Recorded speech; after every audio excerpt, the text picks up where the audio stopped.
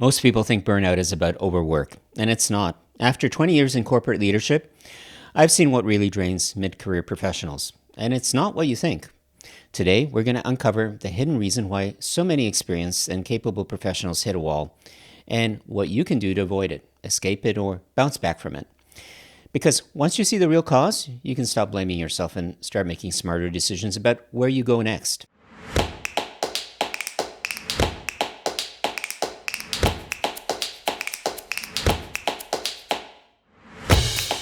If you're new here, welcome. I'm Thomas Schmidt, a former senior technology executive, COO, CMO, and today I work with organizations to optimize how they manage technology, streamline operations, and sharpen both their marketing product strategies. But I also help people like you rethink how you work and what your career can look like, especially when it comes to flexibility, autonomy, and finding a better fit. And if you've ever felt stuck, unmotivated, or exhausted, but can't quite explain why, this video is for you. And if this helps you, consider liking, subscribing, or sharing. It costs you nothing but really helps this channel grow and reach others who might need it. What everyone gets wrong about burnout. Let's start with what burnout isn't. It's not always caused by too many hours, and it's not just about toxic bosses or unrealistic deadlines. And it's not always solved by vacation. We've been sold a narrative that burnout is just the result of doing too much for too long. And I've worked with high performers who've had great boundaries, solid pay, and reasonable workloads, and still felt totally drained. Why? Because the real reason isn't just how much you're doing. It's why you're doing it and who you're doing it for. The real culprit is meaning depletion. And here's what I've seen time and time again. Burnout isn't just about exhaustion. It's about erosion, specifically the erosion of meaning, progress, and purpose. At mid-career, you've likely been working 15, 20, maybe even 25 years.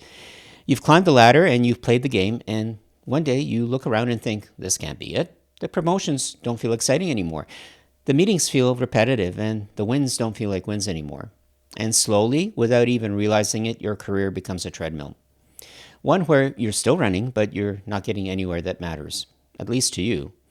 That slow loss of purpose, that's the hidden burnout no one talks about. So why does this hit hardest in mid-career? Well, it's because it's the moment when experience and expectations collide. You've built skills, you've proven yourself, and you're respected. But you're also hemmed in by obligations. A mortgage, kids, aging parents, golden handcuffs. You can't just burn it all down and start over, or at least that's the way it feels. At the same time, the gap between what you're actually capable of and what you're actually doing grows wider. You're no longer learning at the pace you once were.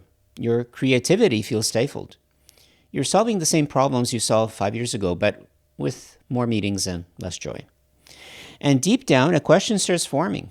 Is this really the life I worked so hard to build? That tension between capability and constraint is what creates the quiet burnout in most mid-career professionals. The hidden signs you're dealing with this type of burnout. Let's talk about how this shows up, because it's not always dramatic. Sometimes it's just a slow fade. You dread Monday, but you can't explain why. You used to be curious, now you're just cynical. And you're constantly tired, but not physically. You fantasize about quitting more than you admit. And it's not a nervous breakdown. It's a values breakdown. You're operating out of alignment with what matters most to you. But you're so deep in the system, it's hard to see. And the longer you ignore it, the heavier it gets, until even small tasks feel overwhelming. That's why it's so important to catch this early and not dismiss it as just being tired. So, what can you do to turn it around? Well, you don't have to burn down your career to the ground to feel better, but you do have to be honest with yourself. And here are 3 ways to start. Number 1, reconnect with progress. Look for places in your life where you're learning or growing. It might not be at work, but that spark matters. Don't underestimate hobbies, volunteering, or side projects as fuel. Number 2, audit your value. Write down what actually matters to you and not what's expected from you. Autonomy, creativity, impact. Now, ask yourself, does the current role give you any of that? Number 3, design for alignment. Small shifts matter, and can you delegate more, propose new projects, change teams? Look for ways to close the gap between your values and your responsibilities. Sometimes the answer is a new job. Other times it may be a new lens. But no matter what, you can't fix what you don't face.